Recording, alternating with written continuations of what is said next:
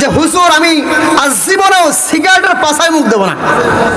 এই অখাদ্য একটা জিনিস খাওয়ার পরে আপনারা যদি স্ত্রীর কাছে যান, ওই সময় স্ত্রী থেকে তো লজ্জা লাগে, লাগে না? কথা বল না কেন? সিগারেটের যে গন্ধ, এই গন্ধ কি সহ্য করা যায়? হ্যাঁ, আপনারা যে কি করে যান এটা তো আমি বুঝি না। কারণ সিগারেট যারা খায় তাদের মুখে কি আতরে ঘ্রাণ পায়? কথা বলেন, নাকি দুর্গন্ধ হয়? বলেন, দুর্গন্ধ হয়। এই জন্য সিগারেট খাওয়া যাবে না। কারণ সিগারেট খেয়ে আপনি যখন মসজিদে যান, মসজিদে গেলে পরে আপনার মুখে যে দুর্গন্ধ আছে, এই দুর্গন্ধ মসজিদের মধ্যে গেলে ফেরেশতারা চলে যায়। কি বলেন? ফেরেশতারা চলে যায়। আপনি মুসল্লির পাশে বসে বলতেছেন সুবহান রাব্বিয়াল আলা, আর আপনার মুখ থেকে কি বাইরে আসছে?